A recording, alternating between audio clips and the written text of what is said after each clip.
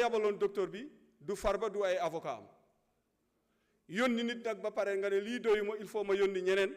loolu doy na waar wax dëgg yàlla lu ñu war a seetaat la parce que nag ak nu mu mënta demee c'est un être humain te ñaanuñ ko yàlla dafa am loo xamante ni je le souhaite pas mais nag Sénégal war na dépasser dimension boobu c'est son petit frère Demba Ngom un commerçant que j'ai connu bien avant que may xam Farba à travers la diaspora mu nekk un commerçant engagé pendant des années je ne crois pas que être frère si Farba Ngom si c'est un délit ba nii may wax ak yow xaw ma exactement lan moo tax mu toog foofu moom ak son ami Abdoul Aziz Kane le couturier vraiment monsieur le ministre très sincèrement ñu ngi ñaan ngeen bàyyi xel ci dossier bi wax dëgg yàlla parce que l'honorable député Farba Ngom fan yii instant bi bu tolloon nii ñu di war a jëm ci gàmmu ñun xam nañu honorable député Farba Ngom fan la ñu féete wax dëgg yàlla xam nañu honorable député Farba Ngom lan la représenté au sein du Fouta ça on le dit haut et fort et nous l'assumons encore 1960 jusqu'à nos jours un responsable politique contribuer participer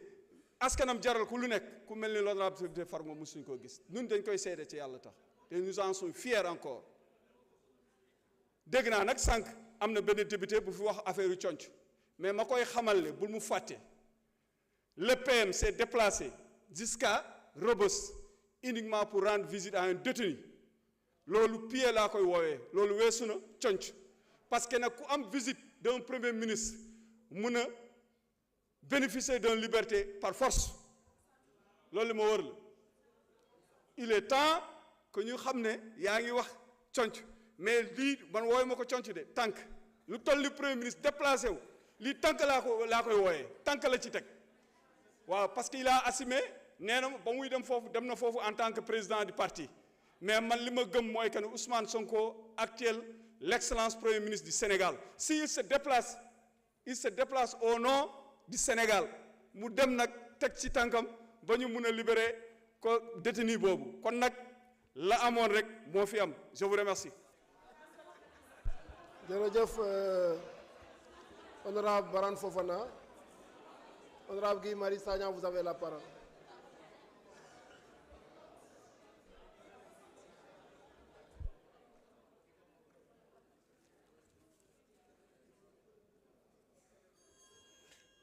mbokk yi nuyuwaat naa leen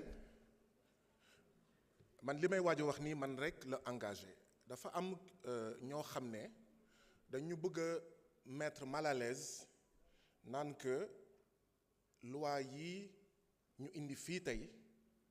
rawatina bi ñu voté sànq muy loi OFNAC bi li ko tax a jóg mooy sëñ Bassirou Gueye dong mi jiite OFNAC bi waaj a dee man laay wax loi bi ma voté sànq ñaar moo tax ma voté ko benn bi wax naa ko samay collègues wax nañ ko te dinañ ko continuer wax ba suba dafa indi ay coppite yu am solo yoo xam ne kenn du ko naatable muy benn du ma si ñëwaat waaye ñaareel bi dama koy assumer sëñ Bassirou Gueye mooy kan mooy ki nga xam ne moo produiroon du faux dans le dossier de Ousmane Sonko. Il avait fait de la fraude pour charger le président Ousmane Sonko mais kooku il produit du faux il fait de la fraude kooku naa ko jox benn kuréel pour muy xeex guerre benn ñaar bi mu nekkee procureur sëñ Bassirou Gueye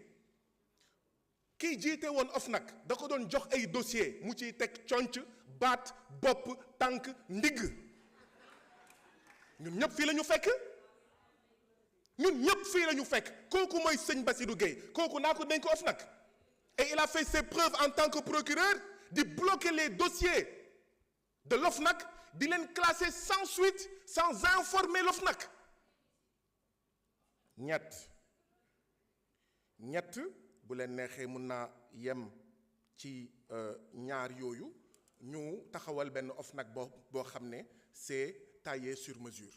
moo tax man damay assumer ne la deuxième raison pour laquelle j'ai voté la loi c'est parce que kii nekk ci boppu OFNAC wóoluwuma ko te jëf mooy nattukaayu dëgg dafa def ay jëf yoo xam ne kii mënul xeex guerre mënul xeex dara ñaareel bi nous avons entendu une de nos collègues assaisonner du mot dégage son discours. J'imagine qu'elle est nostalgique du temps de la colonie et du temps des néocolonies. Mais PASTEF, son E signifie éthique. Il faut mettre de l'éthique dans la chose politique.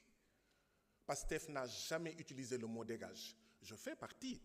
des Sénégalais qui ont dit pour la souveraineté monétaire, France dégage, et je l'assume. Aucun pays ne se développe sans souveraineté monétaire. Nous avons dit pour la souveraineté monétaire, France dégage. Nous avons dit pour la souveraineté du Sénégal, aucune armée étrangère ne doit stationner dans notre pays. Et j'utilise à dessein la langue française pour que vos maîtres impérialistes comprennent et entendent qu'ici au Sénégal, nous avons pris notre indépendance, nous avons pris notre souveraineté. Monsieur le ministre, dégg nañ li nga wax ñu ngi lay gërëm di la sant. Cheikh Wade ñu ngi ko rey le 8 mars 2021, 8 mars 2022, 2023, 2024, 2025. 4 ans ku mu nekkoon fii sa doom, ku mu nekkoon fii sa jarbaat, ku mu nekkoon fii sa jëkkër, ku mu nekkoon fii sa sët, ñeenti at yaa ngi xaar justice. Dégg nañ li nga wax de. te waxuñu nga def pression sur les juges du siège déedéet waaye nag la célérité des procédures donc xale bi ñu jël def ko bouclier humain li nga ci def ñu ngi lay gërëm di la sant prise en charge psychosociale waaye bés bi ñu ko def bouclier humain mais xam nañ ko contingent bi fa nekkoon xam nañ ko qu'est-ce que nous attendons célérité sénégalais yi fu mu nekk nii ñu ngi commencé jaaxle ndaxte ñi ñu rey ñi ñu boom ñi sàcc suñu alal ñu ngi ñëw di wax naan rey bi ñu rey plus de 80 personnes c'est du maintien de l'ordre loolu nag mënuñu ko nangu ñuy rey suñuy doom lu ëpp 80 ba pare di ñu narguer leur famille loolu la ñuy naan la célérité nous demandons la célérité des procédures Juan Branco am na lu mu wax monsieur le ministre ma bëgg la si interpeller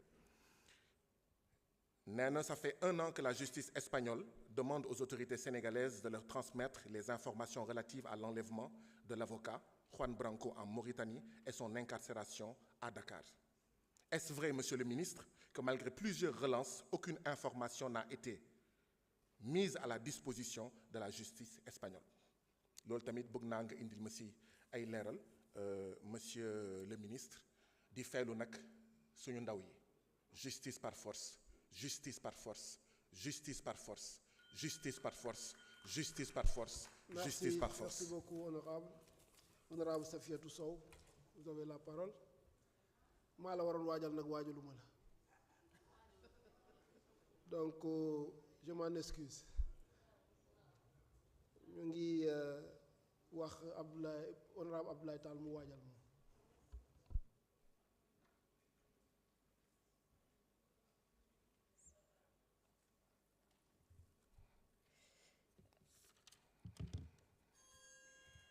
auzu billahi mina sheytaan rajim bismillahi rahmaani rahim salaamaaleykum monsieur le ministre monsieur le président chers collaborateurs du ministre et chers collègues députés tey moom dañoo ñëwoon fii nii pour voter